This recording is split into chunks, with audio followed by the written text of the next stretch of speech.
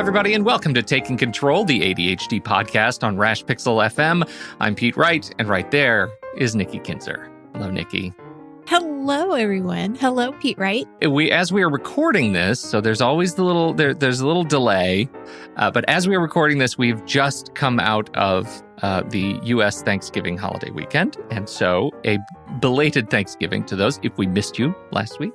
So we're recovering. It is a fine Monday morning as we are recovering from being away for a few days. So if we're moving a little slow, that may be why. The recovering, that's a really good word. Yeah, let's talk about that. I'll tell you why. How are you doing?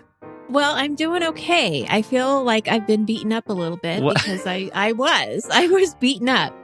So I had this great idea yesterday, which was Sunday. So this was Sunday after Thanksgiving, to put my Christmas decorations up. Okay. And in our attic, we have all of our bins. And I have to tell you that the bins, he already knows where this is going. So the bins are, my attic is not organized. It is very, if you looked at it, you would definitely think it was a hoarder that lived in that small space. And it's extremely dangerous. We should say it has been organized in the past because it has, yeah. We used it. We did a photo shoot there. That was like many, many years ago. Yeah. Oh, God.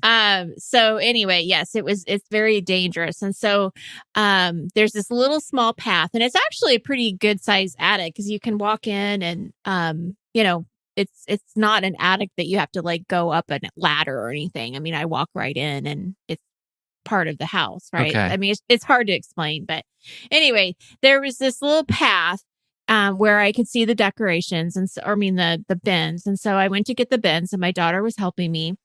And I looked at where they were sitting and I thought, I didn't think that we could be on that part of the attic because I didn't, it's not wooden, it's not wood, but yet here are these bins that are on that part of the attic. So I go because it's and just I do like my drywall, thing. like over the rafters. Right. It's not like ply. Part of it is like the majority of it is ply, but that's where like the hoarding is happening.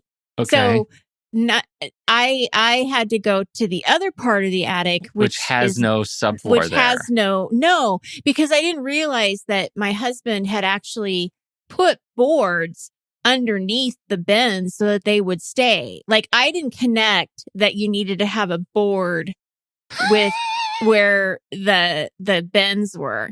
So I'm getting the last bin and I am not kidding. I slipped through my roof.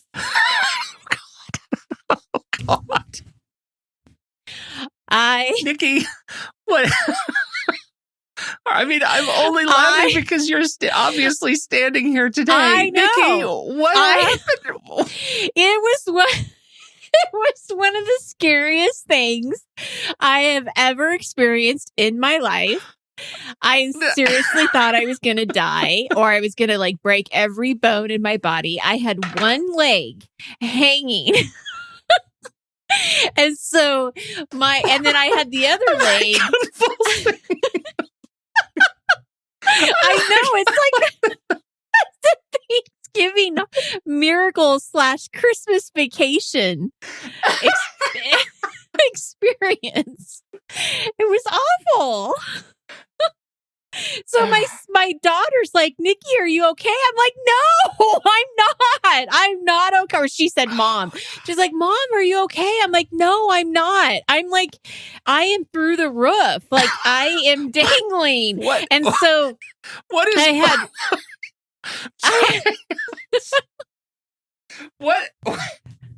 At this point, what is below you? I mean, I know as you're through. What room are you? What room are you? You're in the garage.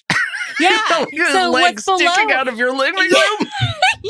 No, out of the garage. God. So I look down and all I see is, because my garage is a mess too. So I'm like, oh my gosh, if I fall, what am I going to fall on? Because it's like, it looks like a hoarding episode too. It's so bad. And so, I have one leg dangling and then I have the other leg up on the attic and I'm holding on like this, right? Like I'm holding on for dear life. And I'm sitting there thinking, oh my God, I'm going to fall through the roof because if it went through my foot, my leg, if I'm sitting here, I'm going to fall. Oh, like I am going to fall. Course.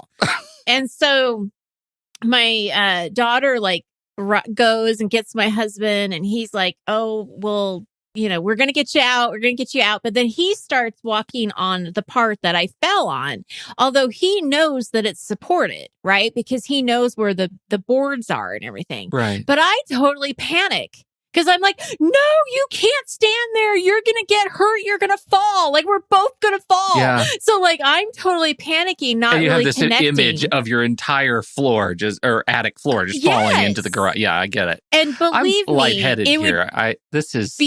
It would be much worse for my husband to fall than it would be for me. Yeah, right. Much worse, right? Because, the MS and everything. Yeah. So I was like, no, you can't. And so I'm adamant. I'm like, you got to get out. You can't do that. And he's like, Nikki, it's okay. I'm standing on the wood thing. And I'm like, no, it was awful. So anyway, between him and my daughter, they pulled me out.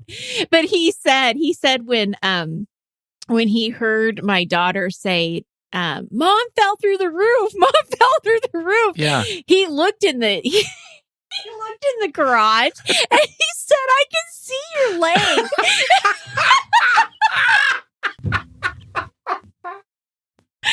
He's like, he wanted to take a picture, but then he's like, I can't because you would be really mad if I took the second to take a picture. But I'm kind of wish he would have now because it's really quite funny. And then I look back at the hole and I'm like, oh my gosh, what did I do? Just thinking that I really trashed our house. Anyway, don't fix the hole. You gotta leave the hole as a memorial. We're going to fix the hole because it's going to be important to know where not to stand. I know. Well, why I feel so beat up though is because when you fall like that, you don't come out with nothing. And so my whole left leg is completely bruised from the knee to basically the ankle. Yeah. I have a bruise on my shoulder. I have a bruise on my head, underneath my chin, on my arms. And then the worst one is on my side. And, it's nasty. It's it's swollen and, it's really bad. So I feel very sore. I do feel like somebody just kicked the crap out of me. Yeah. And all of my plans. You got to get in your chiropractic. You got to you probably need it because that's very jarring, right? To fall. Yeah. Like that. It was yourself out. Yeah. Yeah. So, but anyway, I am fine. And oh my God, my glasses are fogging up. I'm crying here. I know. It was quite the story. And my husband and I and my daughter had a lot of fun kind of talking about it yesterday and kind of going through it too, because, they have great sense of humors. And so we were talking about how if I had fallen through that I would have probably done a flip and, been crazy acrobat, so, but there were a couple things though. I got to tell you, I was really lucky because one of the things that happened is I would have fallen all the way through and would have broken something. I wouldn't have died because it's not far enough from the ground. But it's a high ceiling. It's far. It's a high enough ceiling. It's 12-foot ceilings in there. It probably would have hurt me. I know I would have gotten something would have broken. Yeah. But what was so interesting is there were, and it's so hard to explain, but there were these plates that we used to have hanging up that my kids, when they were little, they would draw on. So it's almost like chalkboard plate, Sure. and there was 2 of them. And I remember seeing them when I went in to get the decorations. Well, when I fell, or at some point, those 2 plates fell onto the ground where I was at. And that's what I was sitting on. So because I was sitting on those, I didn't actually go through the roof. Wow. Completely. It was just my leg. You did save your life. Yeah. Otherwise, I would have gone all the way through. I was also thinking, I am so glad that my daughter was helping me. And I can't imagine if I was doing that by myself, what would have happened. So there were a lot of things that were put in place that I was like, okay, so, it is a Thanksgiving blessing. Mom fell through the Yes, Mom fell through the roof. Are you okay, Mom? No, I'm not. I'm not okay. It was awful. Oh, God. But anyway, there you have it. Now we have to move on to games. I'm not sure how to do that. We are going to be we are going to talk about games today. I'm going to put that on the shirt. It's just going to have the leg sticking down. It just says, Mom fell through the roof. The ADHD podcast Thanksgiving 2019. Pretty much. Yep. And needless to say, my Christmas stuff is not up yet. And it probably won't be for a while. No. Okay. All right. It derailed everything. Something has to give.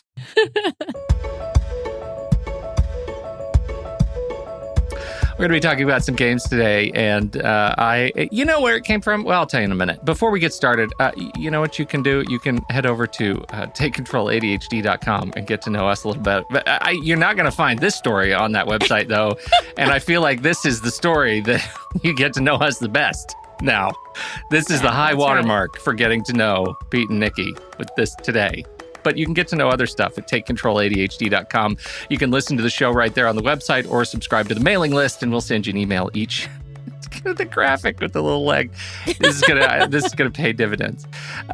We'll send you an email each time a new episode is released. You can connect with us on Twitter or Facebook at Take Control ADHD. And if this show has ever touched you, or if you just want to help Nikki rehabilitate from her activity, her Thanksgiving activity, please check out patreon.com/the ADHD podcast. You can support the show with just a few bucks a month. You can get access to the ADHD live stream. You can watch us record this show live in a very private YouTube link every single week that we record. You also get the show early. You get the show up to a week early if you subscribe to us through Patreon. In addition to at the higher level support levels, you get access to our monthly workshop. You get access to easy downloads of all of the past worksheets that we've ever done and all the PDFs. And it's all good. Mostly you're just supporting the ongoing development of this show, and we deeply appreciate it. In fact, we count on it. Thank you for your support of the ADHD podcast at patreon.com/the ADHD podcast.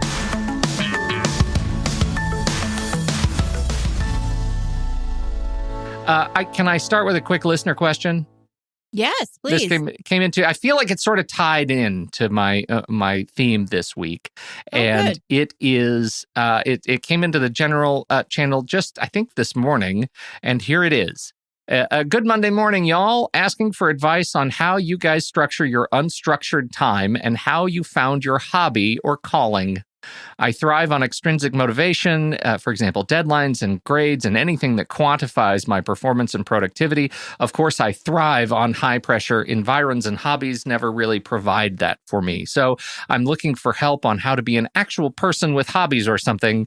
I know Take Control ADHD has covered this topic already, but yeah.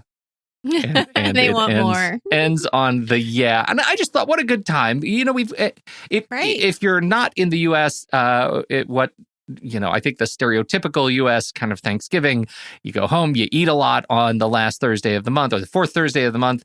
Is it the last Thursday, fourth? I don't know. There's a Thursday near the end of November, and you eat a ton, and you're hanging out with family, and there's a lot of games and puzzles and things that happen, and it's a good time to reflect on, the things that you're into. What are the things that you do to pass time? So I wanted to ask you, how do you handle this, Nikki? How do you help others handle this on structuring your unstructured time and finding a hobby? Well, that's a really good question. And by reading and listening to you actually read the question, what I would say is that, make a game out of trying to kind of figure out what your hobby or calling is, right? I mean, I think that you have to do a little bit of exploration, and it may be good to kind of look at maybe some different sports or some different things. Like I just watched an interview on one of the hikers that do these hiking, these, extraordinary hikes up these mountains, and it's insane. And, but, for somebody that has that adrenaline rush that is looking for something like that, that might be something to look into, or something along those lines. So I would say just keep looking, keep being open to what interests you, try it, see what you think. Hobby and calling, I think, are kind of two different things, in my opinion. A calling for me is more of like what I do here. I feel like what my work is a calling. Like I love what I do. I love the people I work with. I love working with you. I love doing this podcast. To me, I'm exactly where I need to be. But that's more of a professional environment. My hobbies are very different. They have nothing to do with ADHD, right? They're pretty, because I'm actually more of an introvert. They're more of hobbies that I do by myself. Yeah. So I think it's just a matter of kind of figuring out who you are and trying some stuff out, see what sticks. And it's okay if it doesn't stick for long, right? Because that's part of your ADHD. Don't beat yourself up if you're interested in something for a while and then you lose interest. That's okay. Right. Find something else. Well, and I mean, I come back to it. It is the time to reflect a little bit on some. You can quantify anything, right? You can set goals and put numbers to anything that you want to get better at. And for me, I've talked about NaNoWriMo, National Novel Writing Month, in the past, and that was a thing that really helped me get over the hump of figuring out how to write a fiction novel, a long form piece. I couldn't have done it without the metric and the graph and the pace, the tracking my words per day, words per hour kind of pace to get to know, my relationship with this as, a hobby turned, professional part of my career. And so that was a big deal for me. I think that anything that if you figure out the right metric, you can make anything a sort of relatable hobby that tunes into that part of your brain, that extrinsic motivation. In terms of structuring time, I think that's the bigger question for me, which is because all of the time that I devote to a hobby can become a black hole time sink of doom if I'm not careful, right? Whether it's how many DVDs can I rip in a day from my personal collection in order to put them in my online collection so that I can stream them. That'll take me a year, but and I'll lose track of everything and stop eating. And so being able to figure out what the limiters are, whether I'm putting false limitations, like, fake limitations in the process, like I have to do 15 push-ups between every DVD I rip. I don't know what that is, but some sort of constraint in the some sort of wrench in the mix to slow me down or make me stop and reflect on when the last time I ate was.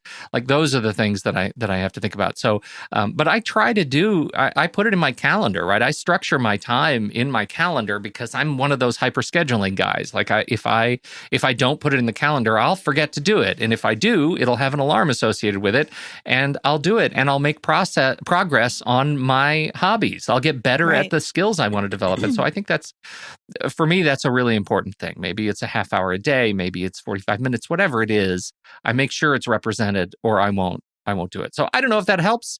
And And but I really appreciate the question. I hope others jump in there. It's in the general chat, and I just checked, and it is. This was from her. It's from Grammar Nazi. So thank you, Grammar Nazi, not the other one. But I love it. Great question. We'll probably have to do another. We'll probably have to do a new show on unstructured time, right? Where we actually put a little bit more thought into it. Yeah, too. Right. That's hard. So let's talk about games, Nikki Kinzer. Yes, that's fun. Yeah, so a lot of games come across the boards over these holiday weekends. A lot of games and puzzles, and so I started kind of percolating on the kinds of games that attract me, right? The things that attract my brain, because there are definitely games that repulse me. And we'll talk about those too. Yeah, right? Yeah, there's some I'm drawn to. Right. So what are the kinds of games that attract my brain with ADHD? And so I started doing a little bit of research, and it turns out there's kind of some research out here that actually helps us refine the whys, right? Why certain games and activities are helpful for ADHD. And I thought, you know what? We don't really do a holiday gift show. that's not really our motivation. We did a long, long time ago. But I started thinking these. I have some games that I guess are kind of recommendations, but more like category recommendations, and hopefully suggestions for folks to at least think about what you might introduce into your life to help you kill some time and maybe introduce some new sorts of family time that might help. So, if you do a search, Nikki Kinzer, for ADHD games, what do you think you're going to find? If you just go on the Google, what are you going to find? I'm surprised I haven't done that at this point. Don't do it. Oh, okay. It's okay. I have no idea. I don't know what I would find. Well, the first thing you find is neurofeedback opportunities for kids with ADHD, right? And that means we're plugging kids into an EEG and we're making them try to accomplish tasks on the computer and watch their brain activity as they accomplish tasks on a computer. And the idea behind these neurofeedback games is, I think, really, it's fun and it is intriguing for me to at least think about, which is training your brain to find emotional states that allow you to achieve sort of a normative relationship with time and space around you as you're accomplishing tasks. If you find a space of focus, you hopefully over time will learn how to find that focus again without being plugged into the machines, because you'll know what your brain feels like when it's in that space. And so there are all kinds of opportunities for neurofeedback games, but they're kind of hard because they usually have to you have to go into a specialist and you have to train your brain by being plugged into somebody else's equipment, and home opportunities for those things are isolating and not terribly reliable. And so there's been a spin-off of these neurofeedback games, and I'm sure you have heard of these. These are cognitive training games, and you find them all over the internet. Games like Lumosity and Brain HQ and Peak. These are things that you usually get on some sort of a freemium model, right? Where you get out your phone or your iPad or whatever, and you work on things like memory training and, pattern recognition and things that are supposed to make you, by judging your reaction time, make you better at, all sorts of different contexts outside of the environment. Have you ever tried any of these? The biggest one, I think, was Lumosity. For a while, they got sued for false claims, and they've gotten sort of quiet. But they're still definitely out there. I haven't tried any of these. Mm-mm. So I tried Lumosity for a little while, and Brain HQ is another one that's super popular. They make me really mad, intensely mad, because I just, some of them I can do very, very well, and the ones that I can't do very well, I do very, very poorly. And so I get just furious at the experience. And so I started reading up, are these any good? Am I really missing the boat at having one of these quick-to-play games on my phone to do when I'm waiting in line? Should I do the pattern recognition games, and should I tap away and making sure which face? There's one, oh my goodness, over at Brain HQ, where it asks you to recognize a face it's like a face recognition thing. So you see a face very quickly, and then it shows you other faces at different perspectives. Like you'll look at them side, down, like up at their faces as if you're seeing them from the side when you only saw them from the front. And that destroys me. It just destroys that would be me. hard. Oh, goodness. It's just awful. So I start reading up on these things, and it turns out these games are the good news first. Good news. Okay. They don't do any damage to you, right?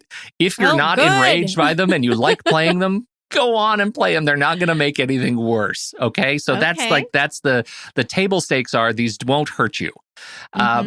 They also, you will get better at the tasks that you are doing in the game. So you'll get better at playing the game facial recognition and playing the game shape recognition and twisty turny shapes. Like you'll get better at those things. So those are the two bits of good news. Here's the problem. There is no conclusive research that says you will get better at living your life in any other context outside of doing those specific games. So while you'll get better at the facial recognition stuff as you tap around on your brain HQ, you won't get better at living your life with ADHD as a result of hours and hours of practice of that. You will only get better at the task in the game.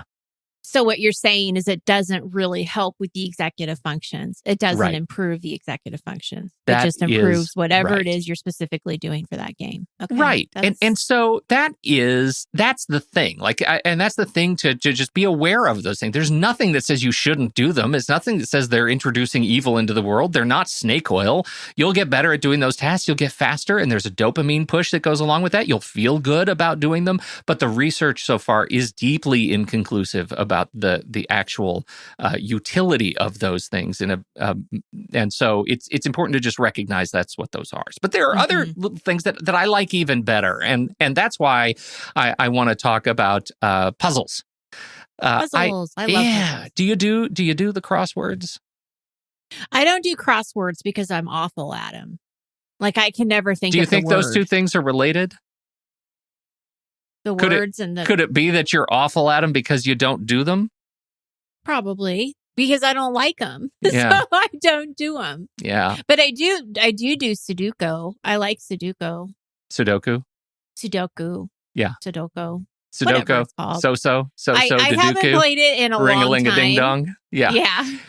I haven't done those kinds of puzzles in a long time, but I used to really enjoy them. Well, so far the research says that, and there is a ton of research specifically on these particular kinds of puzzles related to age, right? Cognitive function and Alzheimer's, right? That's really where a lot of the research is. And is I've focused. heard that before. Like the more you do puzzles and crosswords and all of this stuff, the less chance you have of Alzheimer's. Yeah. Or you get better at them, and you get better at them quickly too, because you learn that there are patterns and there are repeated clues and there are words that are just, they're words that once you learn them, you'll find them in all kinds of puzzles.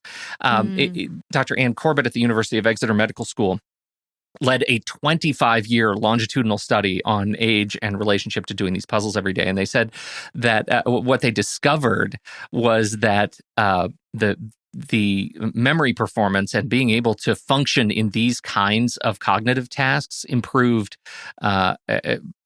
really stunningly. In fact, let's see, the improvements are particularly clear in the speed and accuracy of their performance. In some areas, the improvement was quite dramatic on measures of problem solving.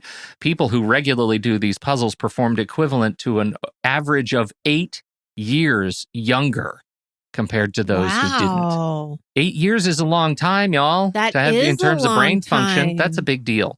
So the question is, what does that do for ADHD? If it works so well for aging brains, what does it do for ADHD? There are a different set of kind of relationships there. And in fact, there isn't a lot of research being done specifically to ADHD, but there is with chess. If you've never played chess, it turns out that chess is one of those games that also has a distinct relationship with executive function, right, and performance and focus, and you can improve. As it turns out, a study at the University of Madrid, it's very early, and the researchers say you should be cautious when reading our data here. But what we have found is that it turns out that playing chess should definitely be included in a multimodal treatment of ADHD. It can deeply offset the requirements of a regular practice of chess, can potentially offset requirements for meds. They can change the way you focus, change your relationship with your executive functioning disorder. So chess, who knew? Chess. Fascinating. I imagine the same kind of thing. Do you play? I do. I don't play as much as I used to, but I do have a board, and I have a dear friend, my kid's godfather, actually had a set of chess pieces, beautiful set of chess pieces, custom made for me as a gift some 15 years ago that we still kind of play. They're giant, beautiful kind of soapstone, completely custom molds that are just lovely. So I am a big fan of the game. I don't play enough. I'm not very good at it, but I do enjoy playing it. I also love playing Go. It's kind of a similar experience playing Go, which is a sort of it's diminutive or dismissive to call it Chinese chess, but if you've never played Go, that's another really fun game that allows you to trigger a part of your brain that you just don't normally trigger. So it comes down to this approach to inattentive mistakes, right? When you're playing games, what is the cost of an inattentive mistake? And a crossword, the inattentive mistakes are very, very low. When you're sitting around doing a crossword and you lose track of what's going on for a few minutes, you can come back to the crossword, right? It's not like the crossword is going to keep... Or if you're doing it in pencil and you made a mistake, you can erase it and everything's going to be fine. Exactly. It's not like the crossword's going to fill itself out if you look away for 5 minutes and think about the dog, right? It's not going to do that. When you're playing chess with somebody else, the cost of inattentive mistakes is much higher, because if you stop paying attention, then the game will go on. You will miss a move that was important to you. And it's one of the reasons I love playing with my son so much, because the cost of his inattentive mistakes tend to be higher for him than for me. And so I'll move a piece and he'll totally miss it, and that will be the thing where he loses the game. So he's about the only one anymore that I can beat pretty regularly because of inattentive mistakes. I hope he doesn't listen to this show. That's right. Because he will start paying attention. Yes, he will. So there's this issue with impulsivity in games and what is satisfying to you and what you need practice on. Like, one of those reasons that chess can be exhaustive if you're new to it, because you have to work so hard until you develop that muscle and are able to focus for just long enough that you can start thinking one or two moves ahead. You're not paying to compete in worlds here. You don't need to think 20 moves ahead. You just get one or two and you're going to be fine.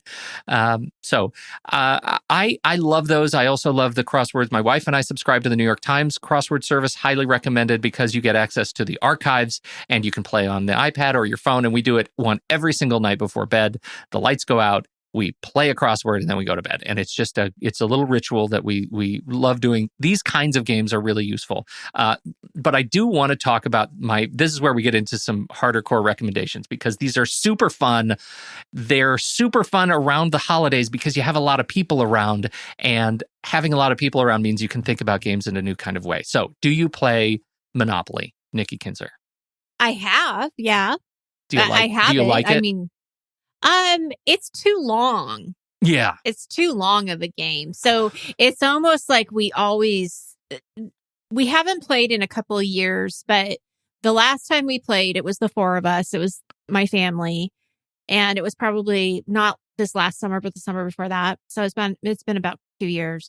And we ended up like making up a rule about how to get it to close, because how to end the game. There are very few games that drive me to want to like turn over a table. Like I hate Monopoly. It's the worst. It's like the message of Monopoly is the worst. It's like you're out. It's too long, and it's too long of an experience of just beating down each other. And that's why I present Monopoly first, because this category of games that I want to talk about, that I recommend, and particularly recommend in light of ADHD, are cooperative games. In every way, these games are opposite of Monopoly. These are games where you and a group of friends are playing against chance, right? You're playing against the game itself.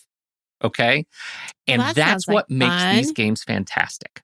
So, the first one that sort of cornered the market, it wasn't the first in this sort of style of game. This sort of style of game has been around for a long time, but the one that I think started really rising to prominence is called Pandemic. Pandemic is a delightful game, complicated in its initial setup, but really fun because you and everybody playing take on different roles. Like you may be a medic, you may be a scientist, you may be a rescue worker. Whatever your job is, you're working in cooperation with everyone else at the table.